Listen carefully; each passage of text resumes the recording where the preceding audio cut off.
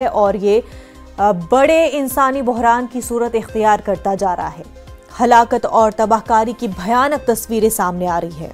चरनीहिव में रूसी हमले में 22 अफराद की हलाकत हुई है, जबकि ज़ापोरिज़्या में यूरोप के सबसे बड़े जौहरी पावर प्लांट से उठते धुएं ने आलमी बरादरी को तशवीश में मुब्तला कर दिया है। यूक्रेन के वजीर खारजा का कहना है कि रूसी गोलाबारी से प्लांट में आग लग चुकी है और अगर इसमें धमाका होता है तो ये चेरनोबिल हादसे से 10 गुना बड़ा होगा। उन्होंने रूसियों से हमला बंद करने की अपील की है। उधर अमरीकी सदर जो बाइडन और बैनुल-अक़वामी जौहरी तवानाई एजेंसी ने जौहरी पावर प्लांट में लगी आग पर तशवीश का इजहार किया है। सदर जो बाइडन ने यूक्रेनी सदर व्लादिमीर ज़ेलेंस्की से बात की। दोनों लीडरों से प्लांट पर फौजी कार्रवाइयों को बंद करने और फायर फाइटर को मौके पर जाने देने की अपील की। इस बीच रूस और यूक्रेन के बीच बेलारूस में दूसरे दौर की बातचीत की। दोनों ने शहरियों के बहिफाजत इनखला के लिए राहदारी बनाने पर इत्तेफाक किया। तो आपको बता दें कि अपना सबसे ख़राब जो फेज़ रूस और यूक्रेन के जंग का इख्तियार कर चुका है और न्यूक्लियर प्लांट पर हमला मतलब एक बड़ी तबाही को दावत देना है। चेरनोबिल से भी 10 गुना ज़्यादा बताया जा रहा है इसका असर होगा, अगरचे ये न्यूक्लियर प्लांट पर आग जो है वो धमाके में इख्तियार हो जाती है, वो धमाके में तब्दील हो जाती है। ऐसे में रेडिएशंस भी कहा जा रहा है, रेडिएशंस डिटेक्ट की जा रही हैं इस न्यूक्लियर पावर प्लांट से। नज़दीकी से आपको बता दें कि टैंक से हमला किया जा रहा है, वो टैंक्स जिनमें रेडिएशन डिटेक्ट होता है, थर्मल डिटेक्शन होता है, यानी कि जो रूसी फौज हमला कर रहे हैं न्यूक्लियर प्लांट पर, उनको ये मालूम है कि वो किस चीज़ के साथ, किस प्लांट के साथ पर हमला कर रहे हैं, तो बड़े ख़तरे को दावत दी जा रही है।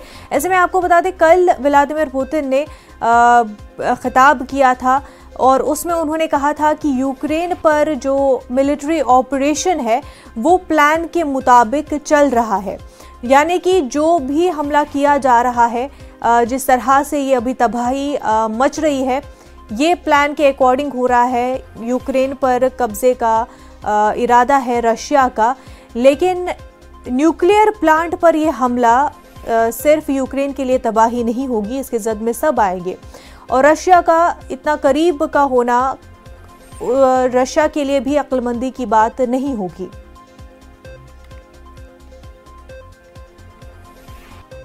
वहीं आपको बताते हैं ऑपरेशन गंगा के तहत यूक्रेन से तलबा का इनखला का सिलसिला जारी है। आज सुबह 219 तलबा बुखारेस्ट से दिल्ली पहुंचे, जहां मरकजी वजीर ने उनका इस्तकबाल किया।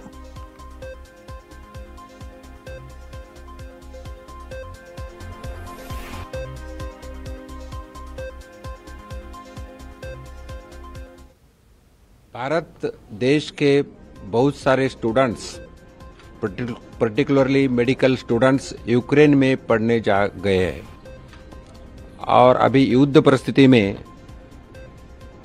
भारत देश के तरफ से गंगा मिशन या गंगा ऑपरेशन चालू किया है, जिसमें से इंडियन स्टूडेंट्स जो यूक्रेन में पढ़ रहे हैं उनको एयरलिफ्ट करके इंडिया में लाने का ऑपरेशन मिशन प्रधानमंत्री मोदी जी के नेतृत्व में किया है।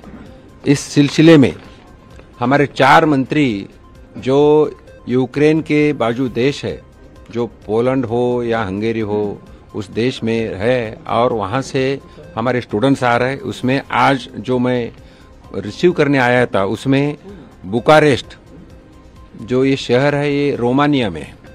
इस शहर से 219 छात्रों को इंडिया में लाया है। My name is Madhumalini and I am coming from Poltava State Medical University. We started our journey on 28th of February and by bus we went to the Hungary border, and from there we took train to Budapest, and at the Budapest we stayed at a hostel which was arranged by embassy, and we were provided with food and rooms and everything, and from there also the bus to the airport was provided by embassy, and then we got the plane. And it's 4th of March today, so it was like a 4 to 5 day journey, but it was aided by embassy, so thanks to them, and yeah, safely back home. Hello, I am Tanpreet Kaur. I am from Poltava State Medical University from Poltava, and वहाँ पे सब कुछ काम था, इतना कुछ नहीं था वॉर के रिलेटेड, बट उसके आउटर में सब कुछ बहुत वॉर था, चल रहा था, जहाँ पे फायरिंग हो रही थी, बॉम्बिंग हो रही थी। बट हमारे स्टेट में भी ऐसा था कि बार बार सायरन बज रहे थे, हम बंकर्स में जा रहे थे, तो इसी के डर के कारण हमने भी बसेस बुक की और हम वहाँ से फटाफट बॉर्डर की तरफ भागे। उसके बाद तो गवर्नमेंट ने भी हमारी हेल्प की, उन्होंने हमें होटल प्रोवाइड किए, फूड प्रोवाइड किया। उसके बाद हम यहाँ तक सेफली पहुँच पाए हैं। हम लोग अभी इवैक्यूएट होके आए हैं पुलतावा से। हम लोगों ने बस ली डायरेक्ट फ्रॉम पुलतावा से चौप स्टेशन के लिए हंगरी की तरफ। फिर हंगरी से हमने इवैक्यूएशन का करा। वहाँ पर गवर्नमेंट की एम्बेसी की फैसिलिटीज़ बहुत अच्छी थी। वहाँ पर हमें होटल मिला था, उधर हमने एक दिन का स्टे किया। स्टे के बाद वहाँ पर खाना उन्होंने प्रोवाइड किया। फिर उसके बाद उन्होंने एक नेक्स्ट डे बस निकाली खुद ही और हमें एयरपोर्ट पहुँचाया गया और बहुत जल्दी हुआ ये सब। मीन्स कोई भी हमें दिक्कत नहीं आई गवर्नमेंट की तरफ से।